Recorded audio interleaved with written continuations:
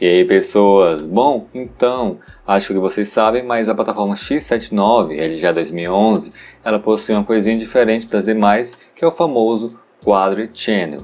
É uma função bem difícil de ser vista hoje em dia. E o que acontece? Eu achei na OLX dois pentes de memória RAM DDR3 8 GB da Kingston a 1333 MHz e agora eu vou conseguir fazer um teste que eu queria há muito tempo. Nesse vídeo a gente vai conseguir ver mais ou menos a diferença entre o Dual Channel e o Quadro Channel.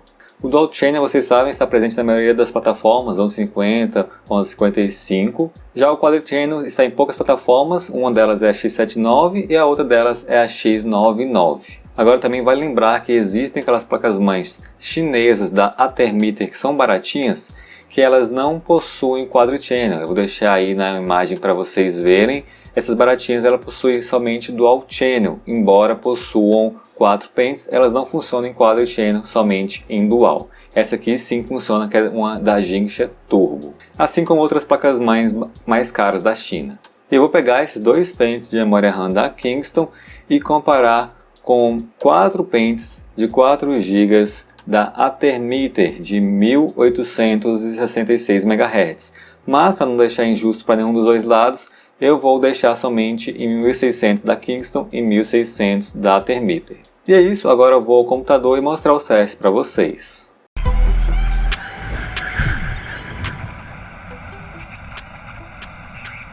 Prontinho, nesse vídeo eu vou usar o Xeon E5 26889 sem o Hyperthread. É um processador muito bom de 8 núcleos e 8 threads quando está sem o Hyperthread. Como eu disse, a placa-mãe vai ser aquela Jinxia Turbo X79. É uma placa-mãe ok, não das mais tops, mas é boa. E as memórias estão aqui, de um lado em Quadro Channel e de outro lado em Dual Channel. Todas elas em 1600 MHz com a mesma latência, 11, 11 e 11. E vamos então dar início aos resultados dos testes. O primeiro programa que eu testei foi um benchmark sintético do AIDA para mostrar para vocês as velocidades de leitura. E ficou da seguinte forma: o Quadro Channel ficou com 44.600 pontos de leitura, 44.800 pontos de escrita, 42.000 pontos de cópia e 76.1 nanosegundos de latência. Já o Dual Channel ficou com 23.700 pontos de leitura, 23.300 pontos de escrita, 22.000 pontos de cópia e uma latência de 80 nanosegundos. Não ficou muito igual, mas ficou bem parecido à latência. Esses foram os testes em benchmark sintético e agora vamos ver como isso é refletido em alguns programas de uso diário. O primeiro deles que eu testei foi o Sony Vegas, ou Vegas Pro, versão 13. Eu fiz uma edição rapidinho de um arquivo de 4 minutos e meio, o mesmo que eu uso nos outros testes de processadores, enquanto o Quadro Channel demorou 10 minutos e 26 segundos para realizar essa tarefa, o Dual Channel demorou 12 minutos e 49 segundos, uma diferença de praticamente 2 minutos. Foi um pouco menos, né? 1 minuto e 40, mas realmente foi uma boa diferença, eu não imaginei que seria tanto aqui no Vegas. O outro programa é o Premiere Pro, fazendo a mesma coisa do Sony Vegas, só que aqui a diferença foi menor, né? Como vocês podem ver, com o Quadro Channel demorou 8 minutos e 5 segundos e com o Dual Channel demorou 8 minutos e 49 segundos. Uma diferença ali de 44, ainda assim uma diferença legal, ainda mais se você for fazer uma edição de, sei lá, 10, 15, 20 minutos, assim como eu tenho alguns vídeos, então vai dar uma boa diferença no final das contas. E o último programa não é um programa de edição, e sim um programa de conversão. Também utilizo ele aqui em meus testes, que é o Media Coder, e a diferença foi de apenas 14 segundos do Quadro Channel para o Dual Channel. Então acredito que essa aqui foi a menor diferença de todas, era um arquivo de 5 minutos, então acredito que o X264 ou o Media Coder não utilizem tão bem assim a vantagem do Quadro Channel. E agora partindo para os jogos, eu fiz testes em 4 jogos, eu consegui algumas diferençazinhas ali neles. O primeiro teste foi feito no Forza Horizon 4, coloquei aquela RX 580, com tudo no mínimo. Deixei para vocês aí um gostinho de como foram os testes, não tem nada demais, quase as coisas não mudaram, mas o resultado final ficou o seguinte: foi 149 FPS na média para o Quadro Channel e 143 FPS na média para o Dual Channel, então uma diferença ali de cerca de 5%. O próximo jogo que eu testei foi o Assassin's Creed Odyssey.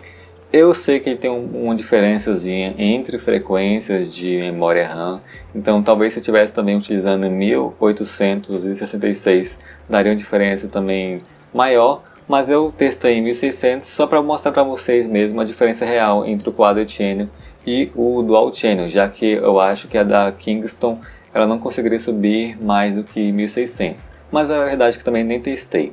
Enfim, o resultado final do teste que eu fiz foi de 63 FPS na média para o Quad Channel e 60 FPS na média para o Dual Channel, uma diferença também de 5%. O próximo jogo é o Gear 5. Esse aqui vocês podem ver na tela que está praticamente igual, né? Realmente esse aqui foi uma coisa bem estranha porque eu não vi diferença alguma entre o Quad Channel e o Dual Channel.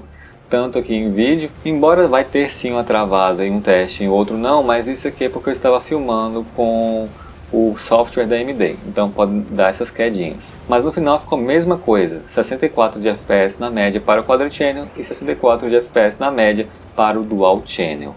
E o último teste eu peguei o Counter-Strike Global Offensive. Eu queria ver se tinha alguma diferença nesse teste aqui, acabei optando por esse jogo. E realmente teve, mas não foi tanto quanto eu achava.